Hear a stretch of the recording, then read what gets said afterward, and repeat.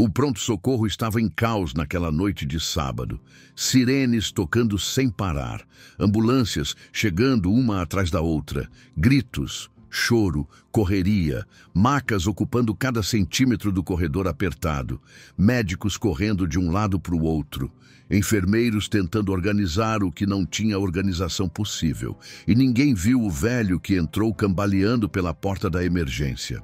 Ele entrou devagar, segurando a parede para não cair, suor escorrendo pelo rosto sujo, respiração difícil fazendo barulho no peito. A camisa rasgada estava encharcada, não de suor, de algo mais escuro, sangue seco misturado com sujeira de rua. Deu mais 3 passos. Tropeçou no próprio pé, tentou se segurar, não conseguiu. Caiu no chão de joelhos primeiro. Depois o corpo todo desabou como saco de cimento. Uma técnica de enfermagem viu, revirou os olhos, chamou o colega com voz cansada. Mais um. Mais um o quê? Mendigo, caído ali. O enfermeiro olhou, viu o corpo estirado no chão, viu a roupa imunda, viu a barba comprida, sentiu o cheiro mesmo de longe, cheiro de urina velha, de suor acumulado, de rua. Deve ser cachaceiro. Pega ele e põe na maca do corredor. Deixa dormir a bebedeira. A técnica se aproximou, cutucou o velho com o pé sem muita delicadeza. Ei, levanta! Não pode dormir no chão aqui não. O velho não respondeu. Ela cutucou de novo, mais forte. Nada. Chamou o segurança. Eles pegaram o velho pelos braços, arrastaram até uma maca velha no final do corredor. Jogaram ele ali. Cobriram com lençol que já tinha passado por 3 pacientes naquela noite. Alguém checa esse aí? Depois, tem gente com AVC esperando. Infarto, criança com febre alta, mendigo bêbado espera.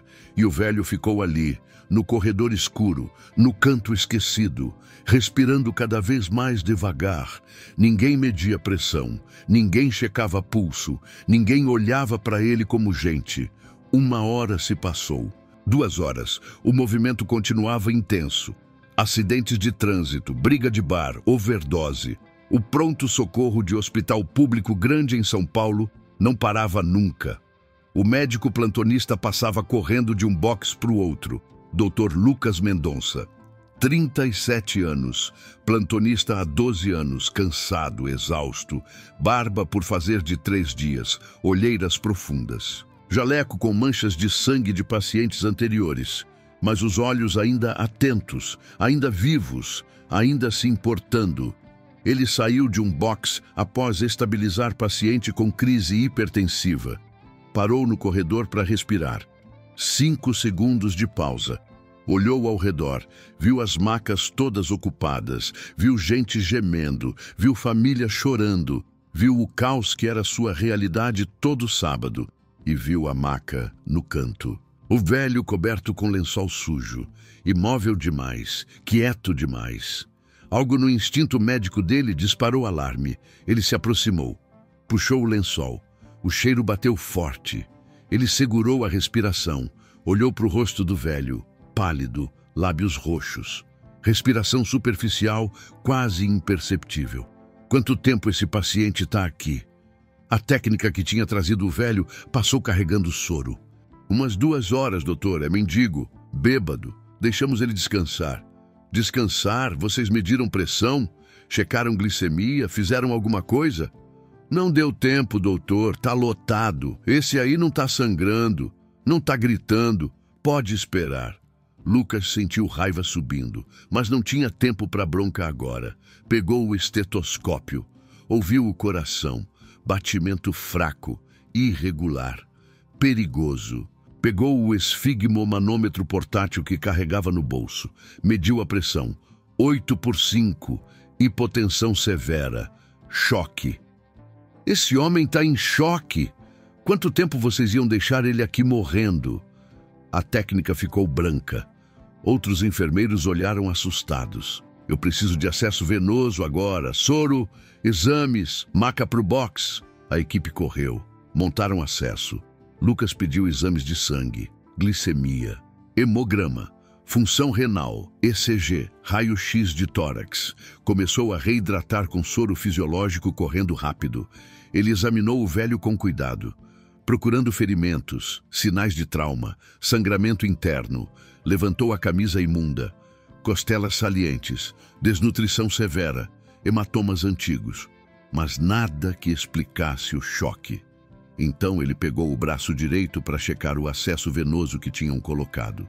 A manga da camisa rasgada subiu e Lucas viu uma cicatriz no antebraço direito, formato específico, zigue-zague característico, sutura em padrão que ele conhecia, que ele tinha visto antes, que estava gravado na memória dele, porque era idêntica à cicatriz que ele tinha, no mesmo lugar, do mesmo jeito. O coração de Lucas disparou. Ele puxou a própria manga, olhou para o próprio braço. A cicatriz estava lá. 15 anos mais velha, mais desbotada, mas exatamente igual. As mãos dele começaram a tremer. Ele olhou para o rosto do velho, estudou cada traço, por baixo da barba, por baixo da sujeira, por baixo dos anos de sofrimento. Ele viu. Meu Deus! Doutor Paulo? Ninguém respondeu. O velho continuava inconsciente, mas Lucas não precisava de confirmação. Ele sabia. Aquela cicatriz não mentia.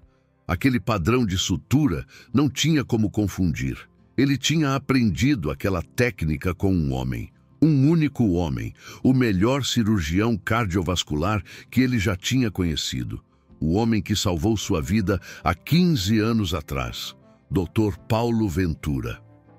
Alguém me traz o prontuário desse paciente. Agora! Não tinha prontuário. Ele tinha entrado sem identificação, sem documentos, sem nada. Apenas mais um mendigo no mar de esquecidos. Lucas voltou para o velho. Examinou com mais cuidado agora, procurando outras pistas, outras provas. Viu as mãos, mesmo sujas, mesmo machucadas. Eram mãos de cirurgião, dedos longos, cicatrizes de anos de luvas cirúrgicas, calos em lugares específicos de quem segurou bisturi por décadas. Doutor, os exames chegaram. Lucas pegou. Leu rápido. Desidratação severa, anemia profunda, desnutrição, infecção generalizada, insuficiência renal aguda. O corpo estava entrando em falência múltipla de órgãos. Transfere ele para a UTI, agora. Doutor, não tem vaga na UTI. E ele é morador de rua, sem identificação, sem família, o protocolo. Eu não quero saber de protocolo. Esse homem era Dr. Paulo Ventura, cirurgião cardiovascular. Ele salvou centenas de vidas. Ele salvou a minha vida. Vocês vão transferir ele para a UTI, nem que eu tenha que carregar pessoalmente. O silêncio caiu pesado. Todos olharam. A enfermeira-chefe se aproximou. Dr. Lucas, o senhor tem certeza? Absoluta. Essa cicatriz aqui ele fez, há 15 anos, quando eu era residente e entrei em choque anafilático na mesa de cirurgia. Ele me salvou com cirurgia de emergência, ensinou essa técnica de sutura para mim. É ele. A enfermeira olhou para o velho, para o mendigo imundo que ela tinha ignorado por 2 horas, e viu com outros olhos. Vou ligar para o diretor. Se você está acompanhando essa história e também acredita que médicos que salvam vidas merecem dignidade sempre, comenta aqui de qual cidade você é. Queremos saber quem está com a gente nessa jornada. 30 minutos depois, o diretor do hospital chegou correndo. Dr. Márcio Andrade, 60 anos, cabelo grisalho. Ele entrou no box, olhou para o velho na maca, ficou pálido. É ele mesmo? Tenho certeza absoluta, doutor. Márcio se aproximou, olhou com atenção. Por baixo da barba, por baixo da sujeira, ele reconheceu o colega, o amigo, o cirurgião brilhante que tinha sumido do mundo há mais de 10 anos. Paulo, meu Deus, Paulo, o que aconteceu com você? Ele virou para a equipe. Transfere ele para a melhor UTI que temos. Cuidado VIP. Eu não quero saber de custo. Quero saber de resultado. Esse homem salvou mais vidas que todos nós juntos. Agora é nossa vez de salvar ele. Paulo foi transferido. UTI particular do hospital. Quarto individual, equipe dedicada, tratamento intensivo. Começaram antibiótico de amplo espectro, reposição volêmica agressiva, hemodiálise para insuficiência renal, nutrição parenteral. Lucas não saiu do lado, ficou ali, olhando pelos monitores.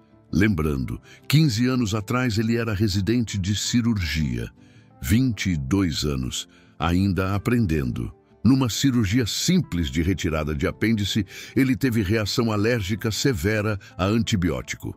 Choque anafilático, parada cardíaca, na própria mesa de cirurgia. Dr. Paulo Ventura era o cirurgião-chefe. Ele salvou Lucas, operou em tempo recorde, drenagem de emergência, intubação, ressuscitação. Lucas acordou 3 dias depois na UTI. Dr. Paulo estava sentado ao lado da cama, sorrindo, dizendo que estava tudo bem, que ele ia sobreviver, que ia ser médico excelente, e ensinou a Lucas a técnica de sutura que usou, padrão específico, zigue-zague que dava mais resistência, menos chance de queloide. Lucas nunca esqueceu, usava em todo o paciente. Em homenagem, agora olhava para o homem que o salvou, deitado, entubado, lutando pela vida, e sentia impotência. Márcio voltou com pasta antiga. Prontuário médico de quando Paulo ainda trabalhava ali. Achei o dossiê dele, Dr. Paulo Ventura, cirurgião cardiovascular. Trabalhou aqui de 1983 até 2012. Top 5 do Brasil na especialidade. Operou ministros, governadores, celebridades. Salvou mais de 1.200 vidas em cirurgias complexas. O que aconteceu com ele? Tragédia, 2012. Ele perdeu a esposa e o filho num acidente de carro. Ele estava dirigindo, carro bateu de frente. Ele sobreviveu com ferimentos leves. Eles morreram na hora, esposa e filho de 7 anos. Lucas fechou os olhos. A dor era palpável mesmo depois de tantos anos. Ele nunca se recuperou. Entrou em depressão profunda. Começou a beber. Muito. Tentamos ajudar. Terapia, remédio, apoio. Mas ele afundava cada vez mais. 1 ano depois ele tremeu durante cirurgia. Estava alcoolizado. Paciente sobreviveu, mas ele foi afastado. CRM suspenso por 3 anos. E depois, ele sumiu. Ninguém mais viu. Tentamos contato. Nada. Gastou toda a fortuna em advogados tentando recuperar o CRM. Perdeu. Vendeu tudo que tinha. Apartamento, carro, investimentos. E desapareceu. Isso foi há 7 anos. Achávamos que tinha morrido. Ele virou morador de rua. E ninguém percebeu, ninguém reconheceu. Um dos maiores cirurgiões do país virou invisível. Os dois ficaram em silêncio, olhando para o homem na cama, para o médico esquecido, para o herói descartado. 2 dias se passaram, Paulo continuava sedado, corpo lutando contra infecções múltiplas, órgãos recuperando devagar. Lucas visitava todo dia. Antes do plantão, depois do plantão, ficava ali, olhando, esperando.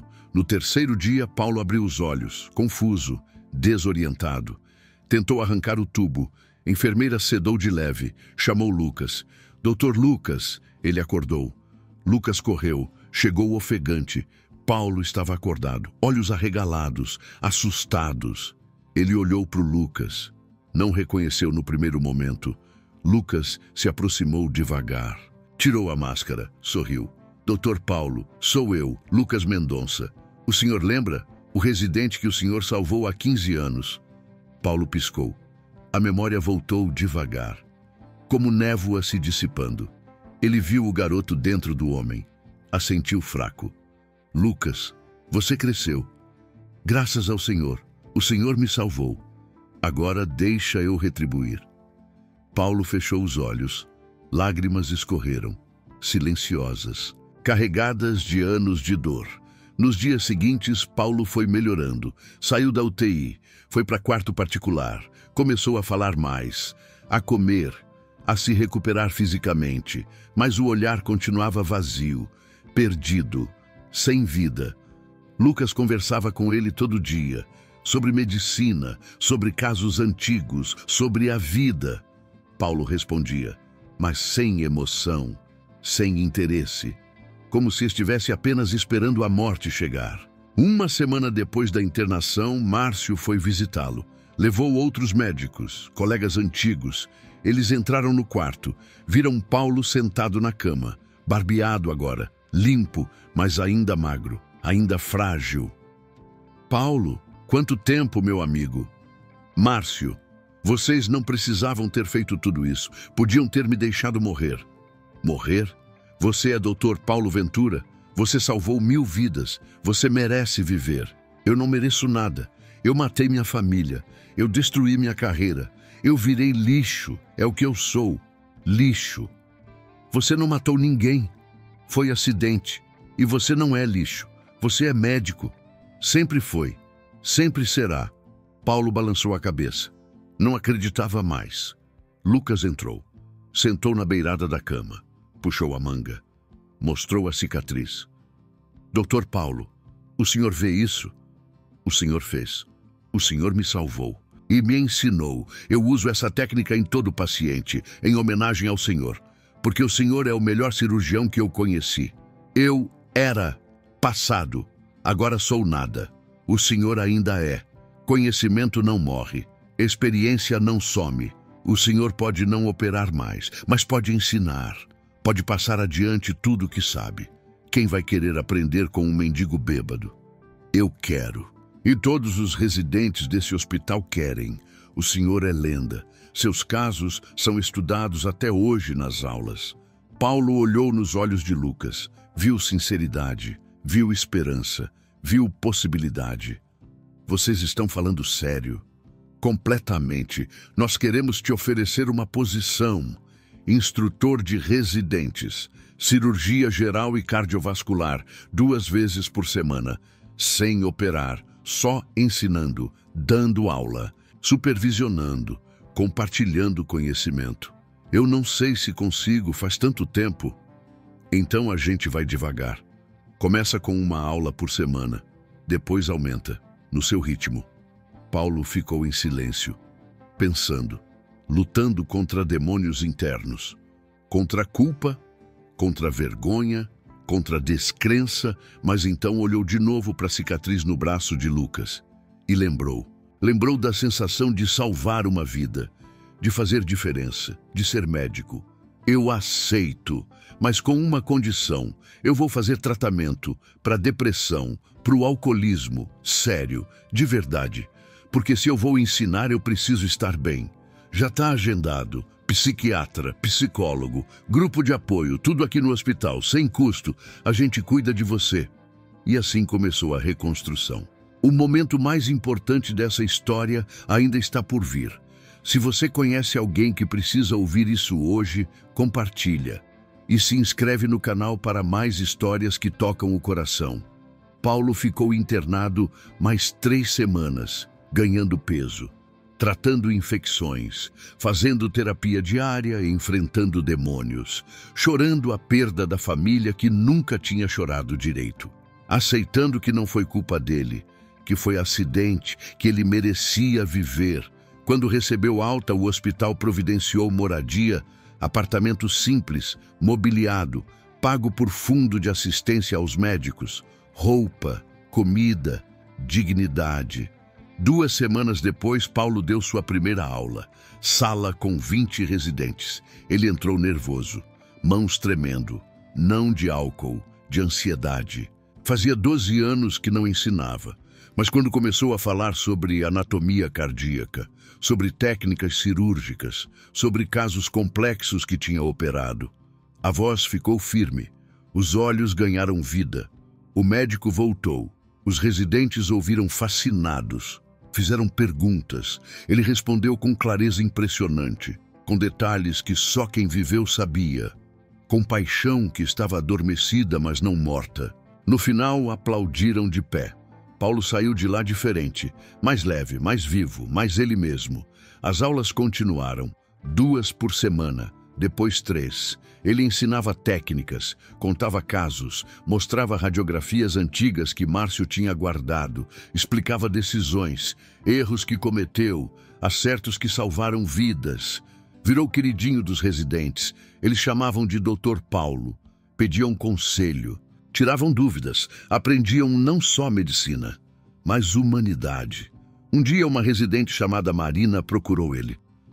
Dr. Paulo, posso fazer uma pergunta pessoal? Pode. Como o senhor sobreviveu na rua por 7 anos? Paulo pensou. Ninguém tinha perguntado isso ainda. Eu sobrevivi porque ainda era médico, mesmo sem jaleco, mesmo sem hospital. Eu ajudava outros moradores de rua, fazia curativos, orientava sobre feridas, ensinava primeiros socorros. A medicina me manteve vivo quando eu queria morrer. O senhor nunca perdeu a vocação. Não, eu perdi tudo, menos isso. E foi isso que me trouxe de volta. 6 meses depois do resgate, Paulo estava coordenando o programa de cirurgia do hospital. Não operava, as mãos tremiam demais. Sequela do alcoolismo e da idade, mas supervisionava, ensinava. Decidia estratégias cirúrgicas complexas. Um caso chegou. Menina de 9 anos, cardiopatia congênita complexa, cirurgia arriscada. Poucos cirurgiões no Brasil conseguiam fazer. O cirurgião que operaria desistiu. Alto risco. Possibilidade de erro médico. Processo. Medo. Paulo analisou o caso, 3 dias estudando. Exames. Angiotomografias. Histórico. Ele desenhou a estratégia cirúrgica completa. Passo a passo. Cada detalhe. Apresentou para a equipe. Lucas seria o cirurgião principal, Paulo supervisionando, orientando cada movimento, cada decisão. A cirurgia durou 7 horas. Paulo ao lado de Lucas o tempo todo. Não tocou em bisturi, mas guiou cada corte, cada sutura, cada decisão crítica. Sua voz calma, segura, confiante, transformou Lucas em extensão das próprias mãos que não podiam mais operar. A menina sobreviveu, cirurgia perfeita, pais chorando de gratidão, equipe aplaudindo. Paulo saiu do centro cirúrgico, foi para o vestiário, sentou e chorou. Pela primeira vez em 12 anos chorou de alegria, de realização, de propósito recuperado. Lucas entrou, viu, sentou ao lado, colocou a mão no ombro dele. Obrigado, doutor. Paulo, sem o senhor eu não conseguiria. Você conseguiria, você é excelente, eu só mostrei o caminho. O Senhor salvou aquela menina hoje, através de mim, mas foi o Senhor. Não, nós salvamos, juntos, como deve ser. 3 anos se passaram. Paulo virou referência nacional, palestrante em congressos, autor de artigos, consultor em casos complexos. As mãos não operavam mais. Mas a mente continuava afiada, o conhecimento continuava vivo. Ele mantinha rotina rígida, terapia semanal, grupo de apoio, sem álcool, sem drogas, vida regrada, simples, mas cheia de propósito. Morava sozinho, não reconstruiu família. A perda era grande demais, mas tinha amigos, colegas, alunos, não estava sozinho. Num dia de quinta, ele estava supervisionando cirurgia quando o residente novo passou mal. Tontura, palidez, desmaiou no corredor. Paulo correu. Chegou primeiro, checou pulso, respiração, reação alérgica, choque anafilático, igual Lucas 15 anos atrás. Adrenalina agora! Aplicaram. Paulo coordenou tudo, intubação, acesso venoso, transferência para a UTI. O residente sobreviveu. 2 dias depois, o garoto acordou. Paulo estava sentado ao lado da cama, igual tinha feito com Lucas, sorrindo, dizendo que estava tudo bem. Você vai sobreviver, vai ser médico excelente.